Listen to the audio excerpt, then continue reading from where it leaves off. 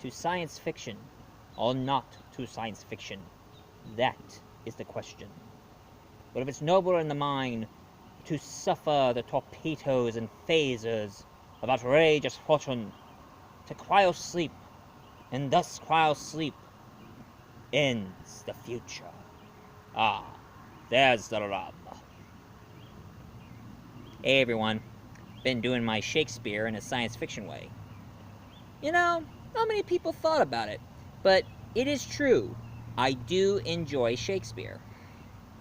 I mean, who doesn't like Shakespeare?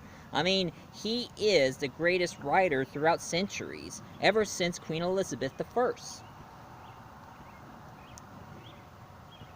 And, you see me with the skull here. It's a Masters of Horror collection box. I needed a skull, so I decided to use this. Yeah, I collect the Masters of Horror. I don't like all of them, but some of them. And I might review them one of these days. But for now, let's talk about science fiction with Shakespeare, shall we? That's why I'm wearing my Doctor Who outfit, because it is a science fiction story, but based from William Shakespeare himself. Well, let's get the skull out of the way. And the movie I'm going to review to you today is Forbidden Planet. Now, some of you might be thinking, it's going to be another boring sci-fi piece of crap. Believe it or not, Forbidden Planet was well, it's not the first science fiction ever made. It was made back in the 50s. But the biggest problem was that back in the 50s, science fiction wasn't all that popular back then in the 50s. Because they had two different ratings of certain types of movies. A-rated movies and B-rated movies. And sadly, most of the science fiction movies made back in the 50s are mostly B-rated movies. And most of them end up in my favorite sci-fi comedy ever made, Mystery Science Theater 3000.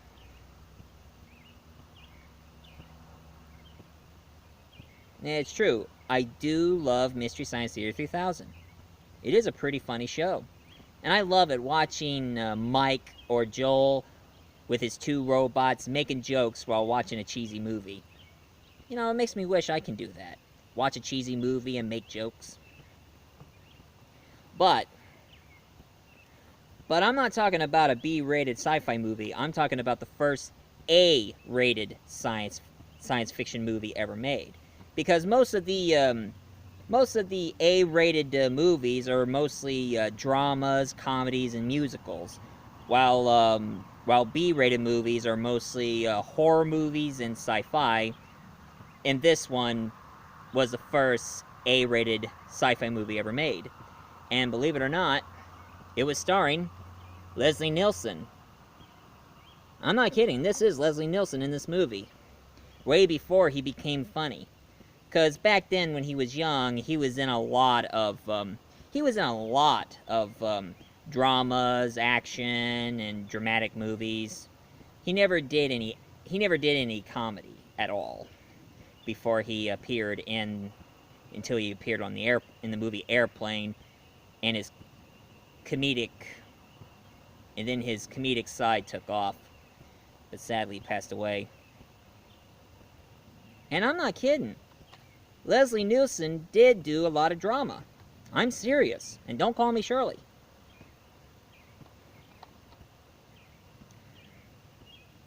And what it is, this movie was the inspiration for my favorite sci-fi series ever made, Star Trek. I'm not kidding. Gene Roddenberry, the guy who created Star Trek, saw this movie and inspired him to make his sci-fi series, and that is Star Trek. Because the premise is very similar. You get a group of guys who travels through the galaxy, searching for planets. I mean, their entire mission to explore strange new worlds, seek out new life and new civilization, to boldly go where no one has gone before. Sorry, when I do Star Trek, I get carried away. And one thing it's really... And here's something really cool. This sci-fi movie... I mean, I know some of you thinking, what does Shakespeare got to do with Forbidden Planet? Well, believe it or not, it was based by William Shakespeare's last story he'd written before he died. The 1611 story called The Tempest.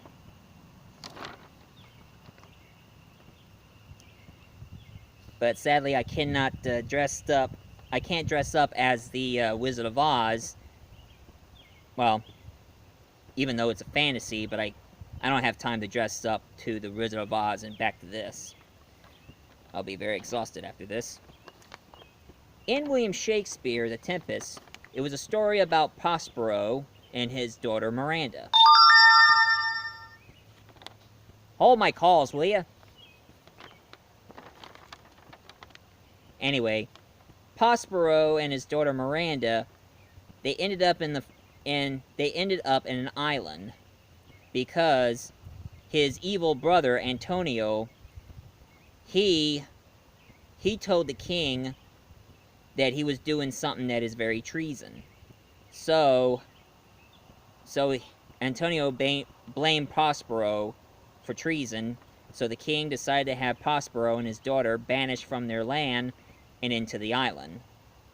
So now Antonio can be the Duke of Milan. And what Prospero did is he was stuck in that island until he met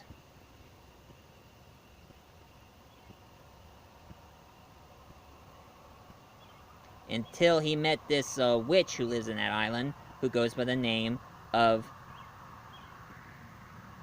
Socrates. And Socrates decided to give Prospero magical powers if he promised to take care of her son Caliban. You know, Caliban is like he's like a creature, sort of a mix between a lizard and a fish-like creature. He was magical until Prospero found Caliban taking advantage of his daughter Miranda, so he took all his magic away from him, so now he's stuck as a servant. And Prospero met a magical entity, goes by the name of Ariel. Now, Prospero, he didn't want vengeance for being banished. He wanted to go back home. Until he saw a ship, and it was owned by the king himself, Elizondo, and his son, I just call him Frederick, because it was too long for me to understand. Frederick, I prefer. Anyway, Frederick and Elizondo, along with Antonio, and of course Sebastian, Elizondo's brother, and of course the nobleman of all,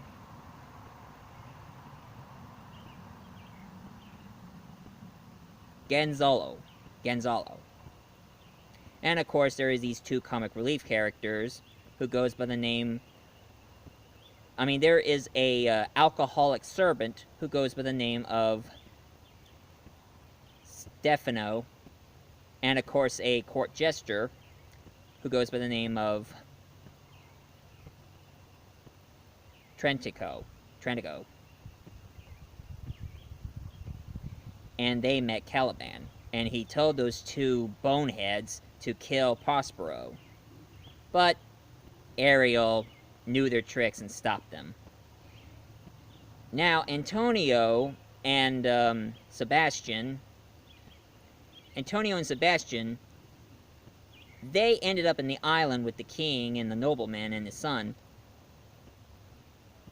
And Antonio and Sebastian was talking in to kill Alonso, so Sebastian can become king, but Ariel stopped him by waking him up and let the nobleman wake up too so he can see what was going on. To make a long story short, Prospero was trying to play matchmaker with his daughter Miranda and Frederick. And Frederick, who met Miranda for the first time, he falls in love with her. And Miranda, she thought he's cute. And as Prospero, being an actor, he says, "You stay away from that man. You get away from him. He's no good." Reverse psychology, folks. Because every parent always tell their daughter to stay away from that person. It makes the daughter more interesting to go after him instead of staying away. So Miranda got more interested on Frederick, and Frederick was mesmerized by her beauty. And Frederick decided to declare himself as loyal to Prospero. So Prospero says, "All right, you serve with me, I'm sure you'll be a noble man." Now, you know Prospero is a sorcerer in the story. He's been in that island so long that he studied magic. And he's the one who made the storm that caused the ship to crash land to his island and tried to make all this happen. And after Miranda and Frederick got together and loved each other, he also met Anazando and Sebastian, Antonio, and pretty much everybody. And they decided to go back home and left the 3 comic relief jerks in the island. And at the end of The Tempest, Prospero, after his deed was done, he got rid of his magical spell by shattering his scepter and drowning and tossing all of his spell books into the water. Now, for those of you who wants to see the movie version of The Tempest, watch that British one. It was lately made. Of course, Prospero is played by a British actress, but we'll let it slide. But it was The Tempest. It became the inspiration for this. Drop the rest of the other actors and let Leslie Nielsen's character here, instead of called Frederick, he is called Captain Adam. And he's like the captain of the ship, along with his crew. And of course, the character of Prospero, in this movie, he's called Morbius. And this is what he looks like right here. As it turns out, he was marooned into the planet, and now Captain Adam decided to get Morbius and take him home. But it's pretty much the opposite in the story. It's more of a mystery than a fantasy, and it's an obvious one of that. You see, Morbius, he lived in that planet so long that he got so infatuated. Instead of being a powerful sorcerer, he decided to be a scientist. So what he did, he discovered that the aliens who lived in that planet that he was banished into was owned by a group of alien species called the Krell. But now, the Krell, they all been wiped out. But Morbius studied their technology and created this robot here, named Robby the Robot. Now, pretty much Robby the Robot, he stole the show because he's like the #1 star in this movie. Yeah, he was #1 in this story. And he built them together from all the technical parts that the Krell had. So Rob is meant to serve. And of course, Morbius has a daughter, not Miranda, but Aria. And this is her. Played by Anne Francis. And most people remember her from her Sexy Legs and those other movies she starred in. This time she plays the daughter of Morbius, the scientist, who all of a sudden got so infatuated by Captain Adam and his men. And it was made in the 50s, so there's a lot of sexist going on there. But all in all, it is a good movie. And here's the horror part in this movie. In this movie, there is a creature who calls himself the Id.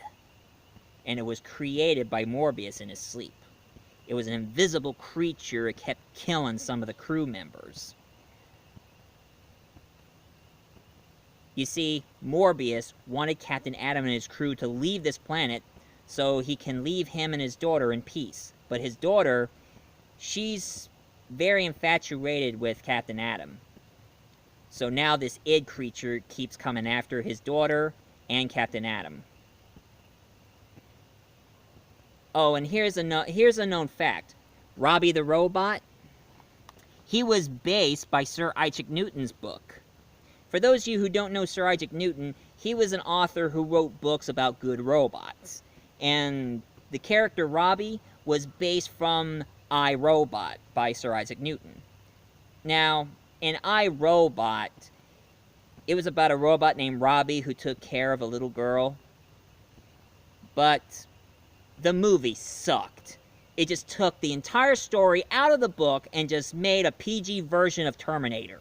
That's what it is. Heck, even Will Smith's character is not in the book. Only the Doctor, who argues with Will Smith. But enough about I, Robot. Let's get back to Robby in this one. And one thing that's pretty neat about Robby, he was programmed not to harm any human life forms.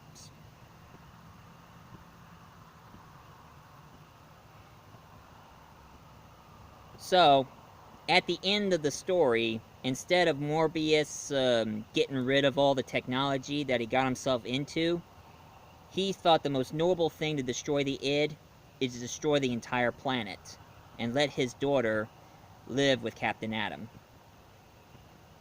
And of course, Robby becomes one of their crewmates. Now, Robby the robot was the inspiration for all robots in the movies we know, like Alpha 5 from Power Rangers, R2-D2 and C-3PO on Star Wars. About tons of robots we've seen in a lot of movies, even Lost in Space. Robby the robot was the inspiration for that robot in Lost in Space. Food for thought. All in all, this movie is a very good movie, and it was the golden age of science fiction. You get the chisel-jaw, strong-looking hero, the helpful robot, the helpless damsel, and the bad guy with a goatee. Don't look at me, this is fashion. I'm not the sci-fi bad guy, I'm the sci-fi hero. For once, let a sci-fi hero have some facial hair.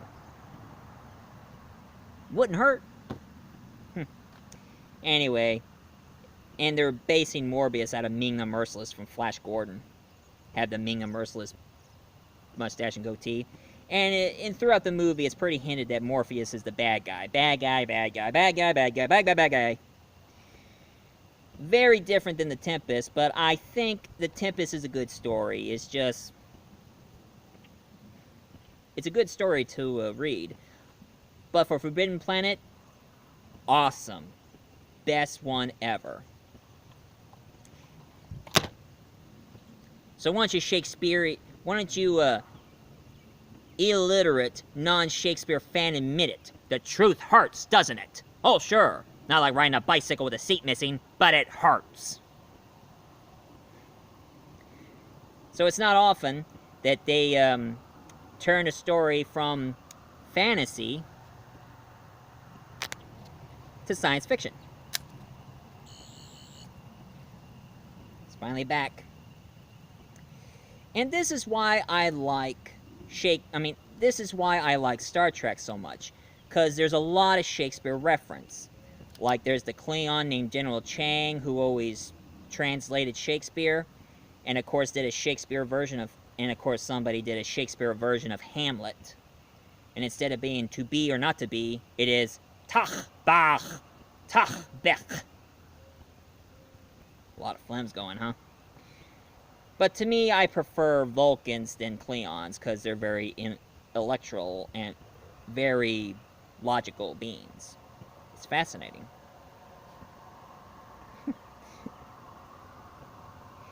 And that's why I like Captain Jean-Luc Picard, because he is a Shakespearean actor who knows what to do and focus more on his mission and not what's on his ship.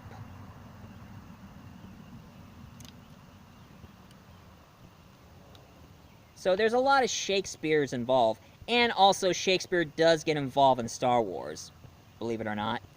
There is a writer who's a huge Shakespeare fan and a Star Wars fan. He decided to write a whole series of books of Star Wars, but in a Shakespearean style. To be or not to be, that is the question. To the dark side or not to the dark side, that is the question. Man, talk about sci-fi makes me thirsty. Earl Grey, hot please. I love technology. That's why I love science fiction. Oh, that is so good. I love Earl Grey. It's my favorite tea. The smell of pine. Although there's no pine in the tea. It's just black tea and bergamot. That's explaining the pine smell. Earl Grey is my favorite tea in the whole world, and it's the same stuff that Captain Jean Picard drinks. If you remember in the show, when he goes next to the machine, he always say, Earl Grey, hot. I like mine with sugar. And on a Doctor Who mug, of all things.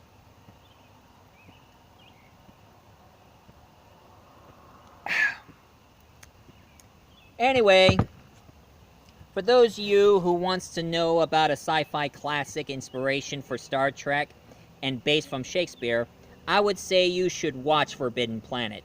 It is really good. Or for those of you who are Shakespeare fans, I do recommend The Tempest. And you can look up the movie if you want. Starring Helen Mirren, is that her name? I never get her name right. So, this is Multi-Voice Reviewer. And if you like this sci-fi review, please leave a comment down below, hit like, subscribe, or share it on Facebook. Because I do like to have some more subscribers and more likes on my videos. And I don't mind some comments.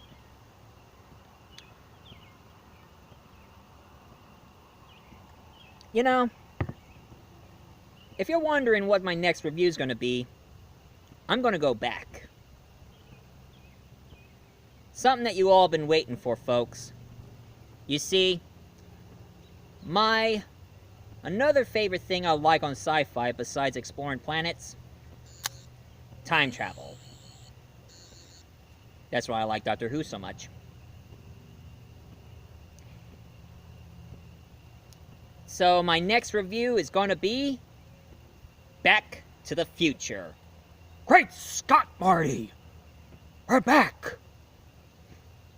So stay tuned for my Back to the Future review. So this is Multi-Voice Reviewer, aka Michael Grimm. Bye-bye. Oh yeah. I want to tell you watchers, good luck. We're all counting on you.